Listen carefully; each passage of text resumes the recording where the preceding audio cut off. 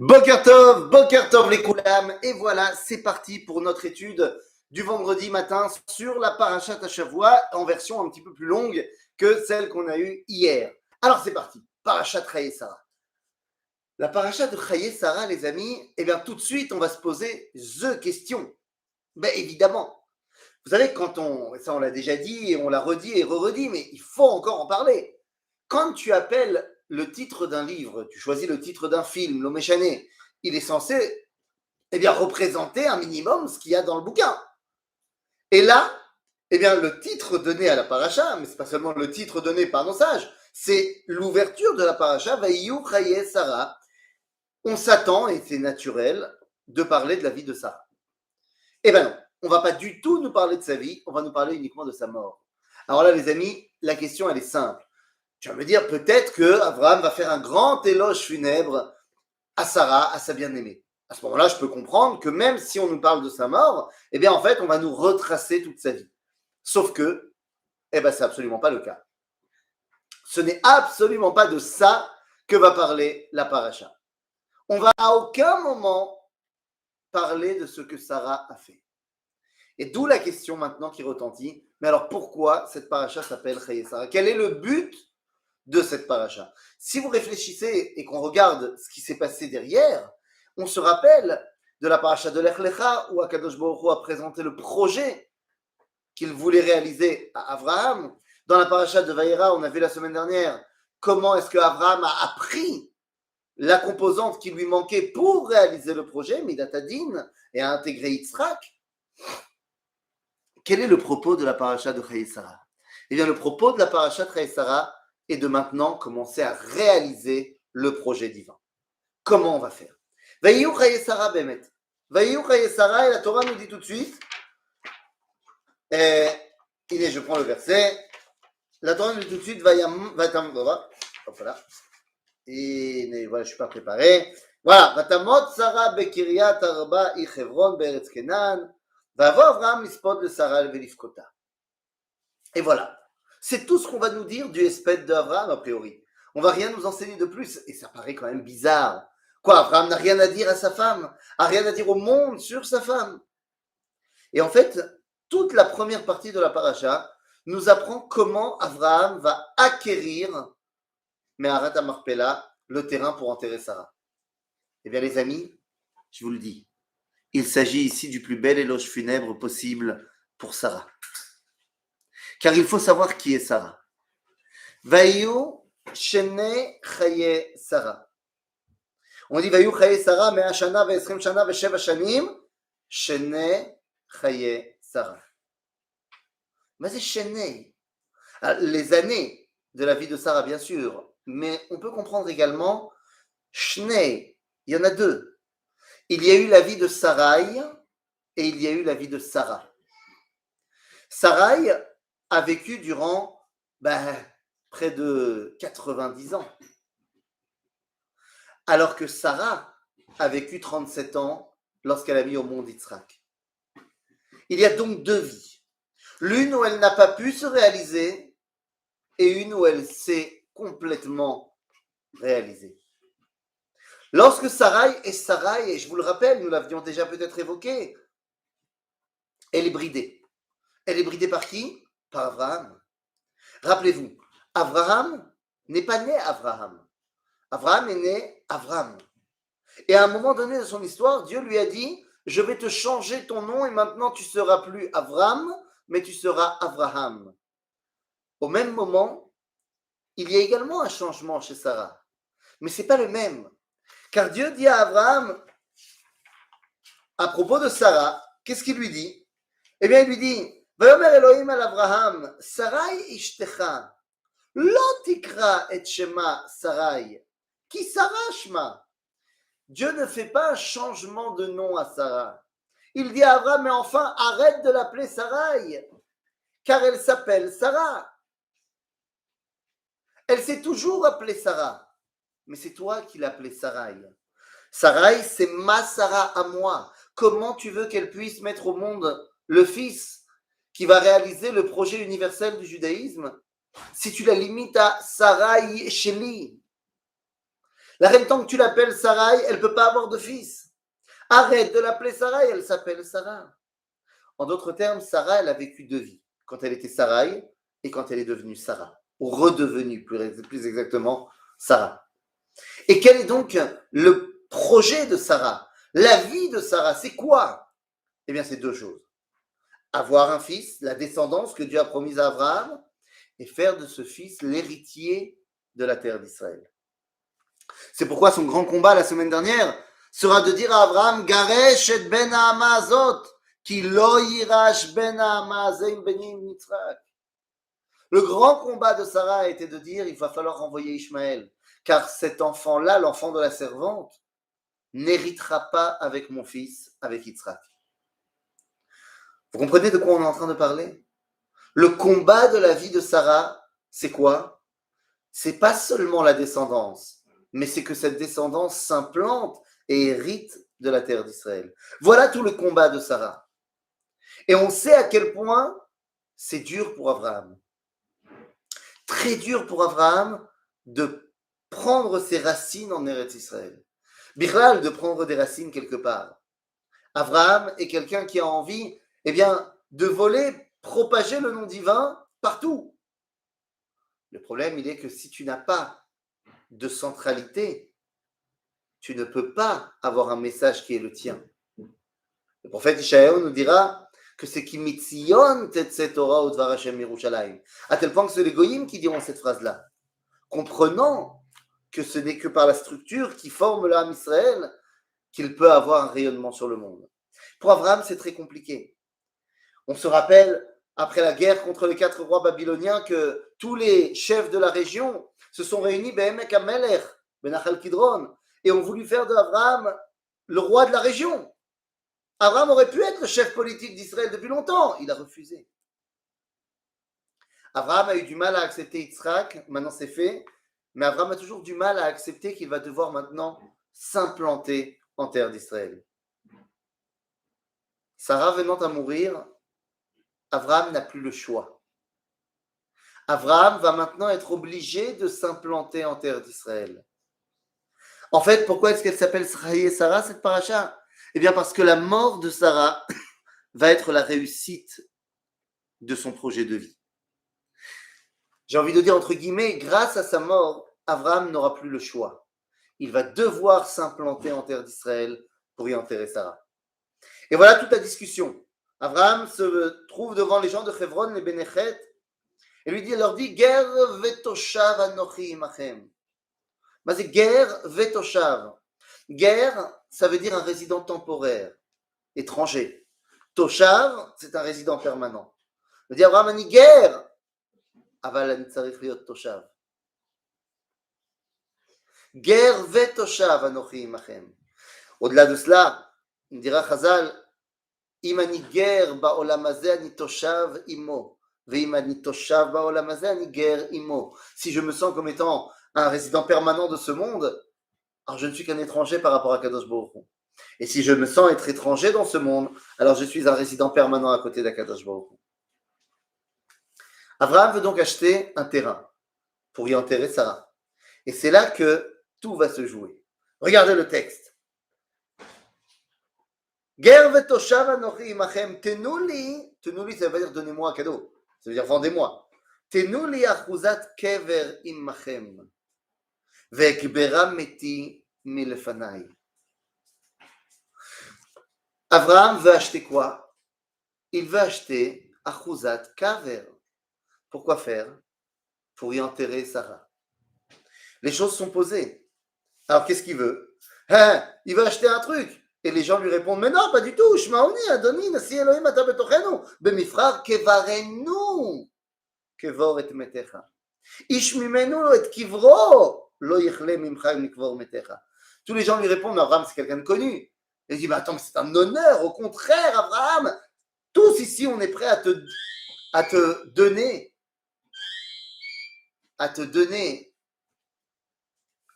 une partie de nos sépultures pour que tu enterres ton mort.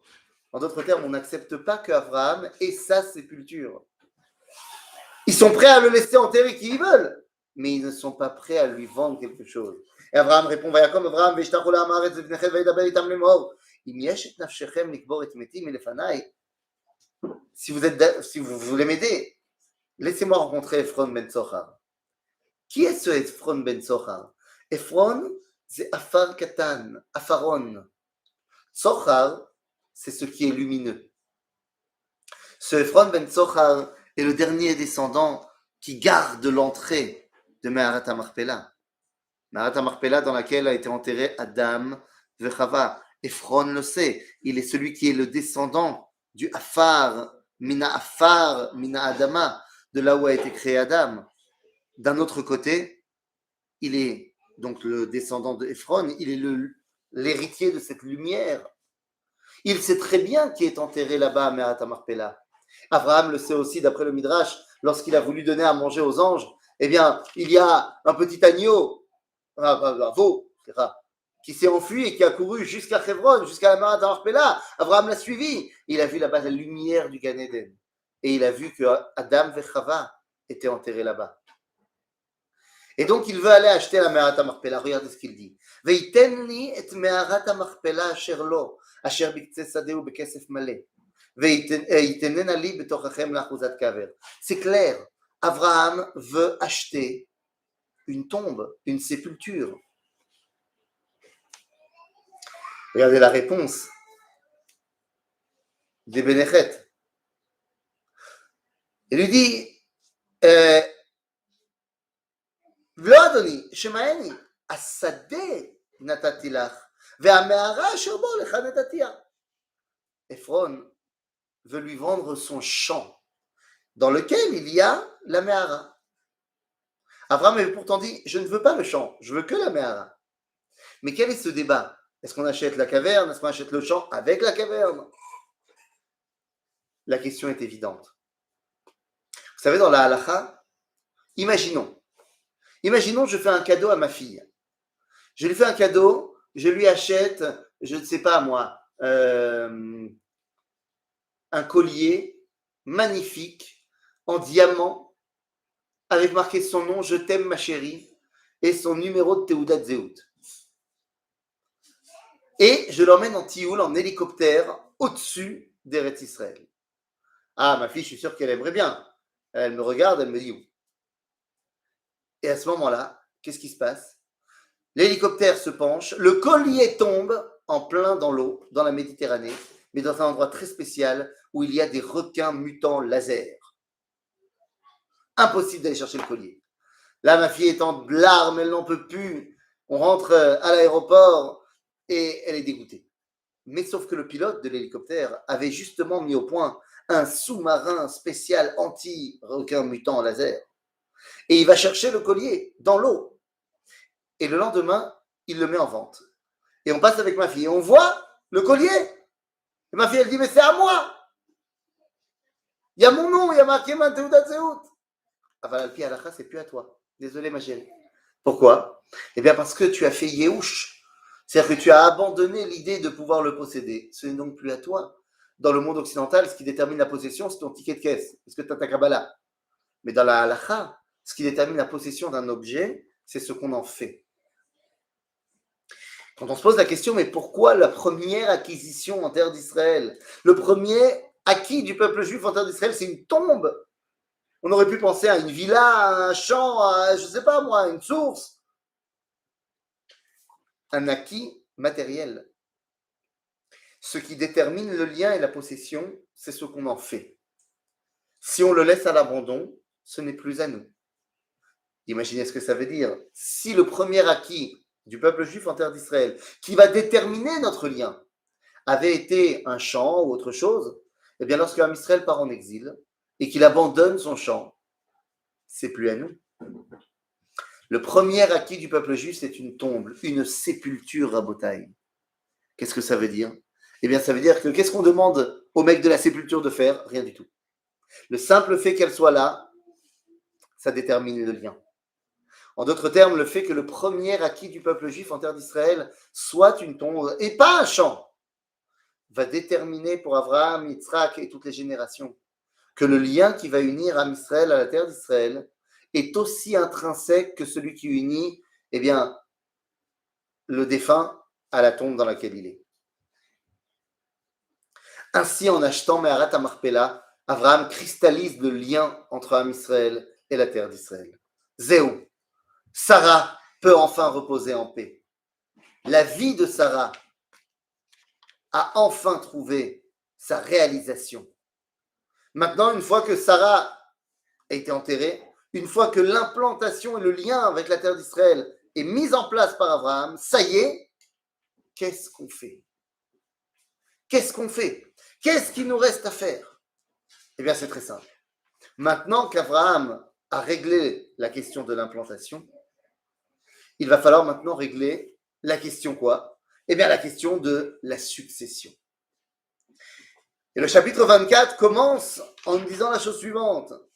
V'Avraham zaken ba bayamim. Dans le chapitre 24, V'Avraham zaken ba bayamim v'Hashem berach et Avraham bakol. Alors, ça c'est la partie que j'avais envoyée en petit hier. Mais effectivement, V'Hashem berach et Avraham bakol, c'est quoi bakol? On avait expliqué. C'est que dans tous les cas, il n'avait pas de fille.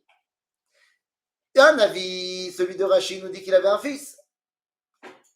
Un avis du Talmud nous dit qu'il n'avait pas de fille. Et un autre avis nous dit qu'il avait une batte. Mais le Ramban nous dit, ne crois pas que ça veut dire qu'il avait une fille, ça veut dire qu'il avait une qualité, batte en termes de mida, qui s'appelle kolelut, d'être entier, complet. Pourquoi c'est important qu'Abraham n'ait pas de fille? Moi j'en ai 3 des filles, c'est fantastique. Mais parce que si Abraham a une fille, il faut la marier.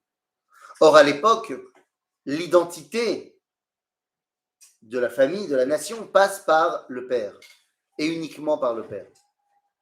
Ainsi donc, si Abraham a une fille, dans la construction identitaire du peuple juif, on va devoir mêler une identité extérieure. C'est impossible. Le fait qu'Abraham n'ait pas de fille nous permet à nous aujourd'hui d'avoir des filles, par qui va passer l'enseignement de l'éducation d'identité. Aujourd'hui, l'identité d'Israël passe par les mamans d'Israël qui vont donner à manger à leur petit bébé et ils transmettent dans chaque cuillère de soupe l'amour et l'appartenance du peuple juif et de la terre d'Israël. Donc Abraham n'a pas de fille, mais il a un fils. Et maintenant, il faut le marier. Et maintenant, il va falloir le marier. Et donc, toute la paracha va nous expliquer comment on va chercher une fille. Comment on va chercher la femme de Yitzhak?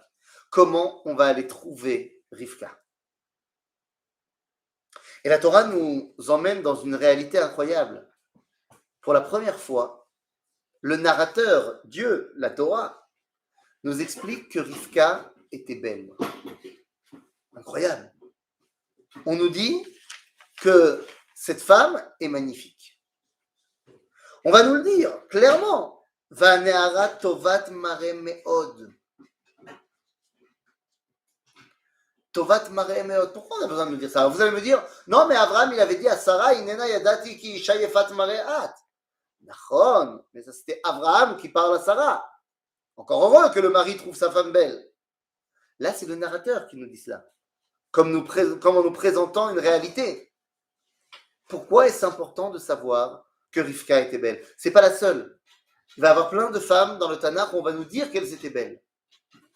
Les Mazechachouv. Les amis, les Mazechachouv, on vient de dire qu'Abraham avait, et c'est l'héritage du peuple juif, cette dimension de kolel, de bakol. Si une femme est belle, ça doit vouloir dire qu'elle est belle aussi à l'intérieur. Je m'explique.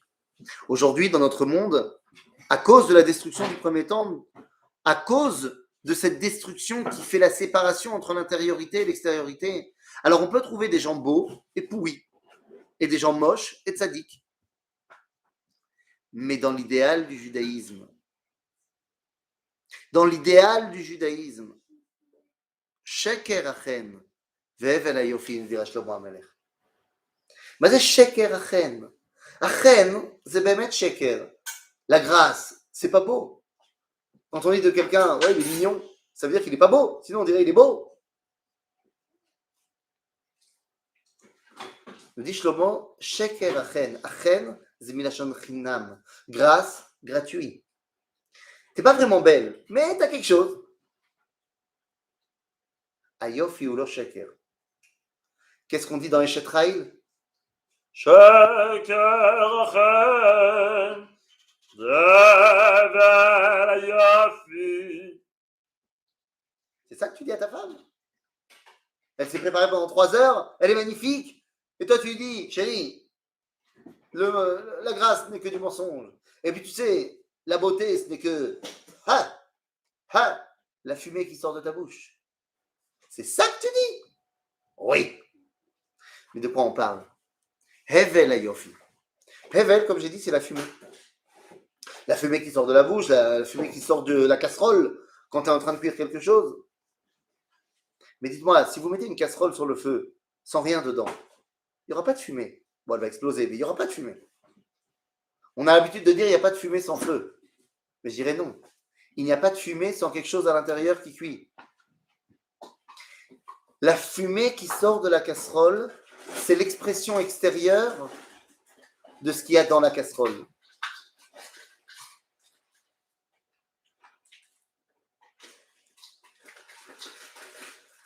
L'expression extérieure de ce qu'il y a dans la casserole. En d'autres termes, si une femme est belle à l'extérieur, ça doit normalement être le symbole qu'elle est belle à l'intérieur. Hevel ayofi, isha yirat Hashem ititalal. Ça va ensemble. C'est-à-dire que pourquoi la Torah nous dit que Sarah est là, que Rivka est belle? Pour que tu saches qu'elle est tzadika. Il y a cette osmose entre Toho, l'intérieur, Kebaro, qu'est l'extérieur. Ça, c'est l'idéal.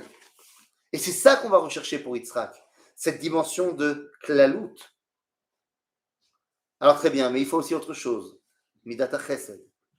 Le chesed de Rivka qui va compléter le din de Yitzhak, comme le din de Sarah qui complétait le chesed d'Abraham.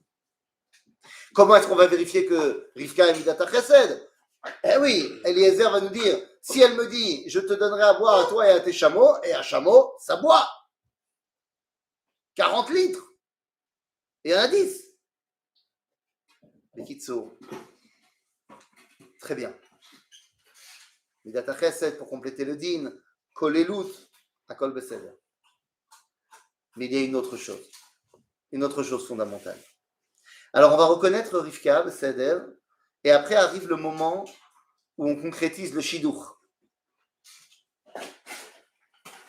Les amis, dans notre paracha, nous apprenons les bases de la Khatouna, les bases de l'union d'après le judaïsme. Et vous savez quoi? Vous savez qui est notre grand maître pour nous apprendre les lois du mariage? Eh bien, peut-être celui qui est le plus grand ennemi du peuple juif, le frère de Rivka, celui qui a complètement annulé l'identité d'Israël, puisqu'il s'appelle Lavan à Arami. Il était hébreu, mais il est devenu complètement araméen. Lavan, on le connaît dans la tradition juive. C'est celui dans la Haggadah de Pessah qui fait passer Pharaon pour un petit joueur. D'accord? Qu'est-ce qu'on dit dans la Haggadah? C'est ulmad ma bikesh Lavan à Arami. Sheparo lo gazar ela l'asrarim. Velavan bikesh la'akor et akol. On dit, Pharaon, c'est un petit joueur, il voulait tuer que les hommes. Lavan, il voulait éradiquer et déraciner tout. Lavan, tout d'un coup, va nous apprendre les lois du mariage. Par exemple, vous savez qu'on n'a pas le droit de marier une jeune fille sans lui demander son approbation. D'où ça vient? Ça vient de Lavan, qui dit, Bon nikra la ne'ara ve'nishala et pia. Venons, on va demander à Rivka ce qu'elle en pense. Mais le mieux dans tout ça, nous dit le Talmud, mais Hachem, Isha Ish. Que le Shidur, l'union, les deux Neshamot qui doivent se lier, ça vient d'Akadosh Baruch Hu. Ah oui, nous on peut essayer de les mettre en contact, inviter à un Shabbat, faire des Shabbats pleins, tout ce que tu veux. Mais au final, d'où ça vient, d'où on sait dans la Torah que la Zivug, ça vient d'Akadosh Baruch Hu. ויאמרו לבן ובתואל, מהשם יצא הדבר. C'est à Lavan qui nous dit, ça sort de Dieu ce que tu fais. Pour parler de l'union entre Rivka et Yitzhak. De Lavan? Lavan? Et une dernière chose incroyable. Birkat ha-Irusin, Rabotai. Birkat ha-Irusin. D'où on l'apprend. Vous savez que si une femme n'a pas reçu les brachot des Irusin, elle n'est pas mariée, elle est nida, elle est assoura. Nous dira le Talmud dans Masechet Kala, Kmo she'isha lelot vila asura kenida, Kala belo bracha asura kenida. C'est quoi cette bracha des Irusin? D'où on l'apprend? Vayevarechu et Rivka. Vayevarechu et Rivka, c'est Reb Lavan. Vayevarechu et Rivka. Vous savez ce qu'il a fait comme bracha? Dans la Torah, il est marqué Eil alfer revava veirash sarech eshar otsonav. Le Talmud, qu'est-ce qu'il a dit, Lavan? Niba velo yadam niba. Il a prophétisé sans savoir ce qu'il disait.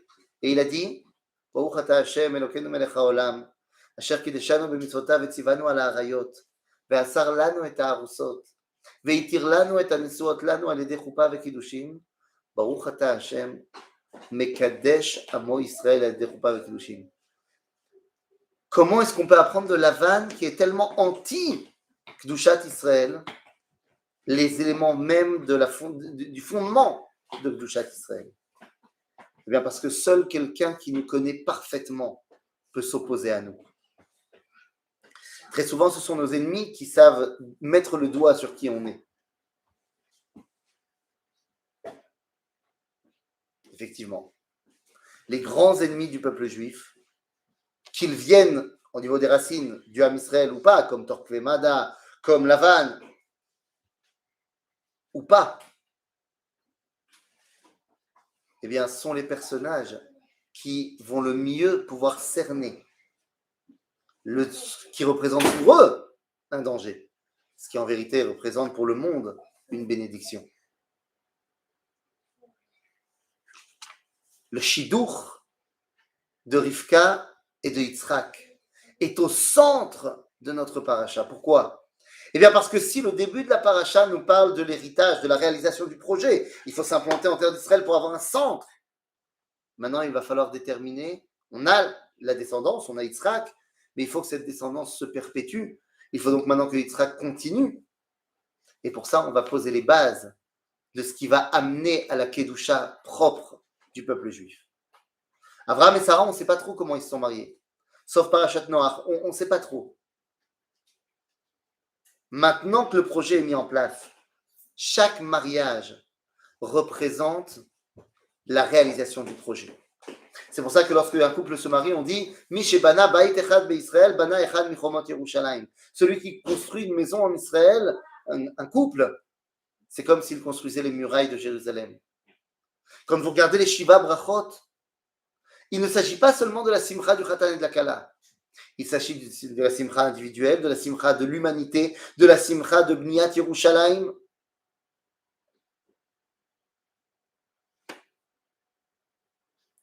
C'est de cela qu'on parle. L'implantation en terre d'Israël, Kfurat Sarah. La continuité de la descendance dans la Kedusha, Yitzhak et Rivka. Sauf que pour arriver à la Kedusha, c'est-à-dire pour comprendre et arriver à transmettre l'importance de la vie de la Kedusha, eh bien, il faut deux choses. Vous savez, la Kedusha dans le peuple juif nous explique le Rav Kook dans la Igeret Takana, dans la lettre 555, que la Kedusha dans le peuple juif est double.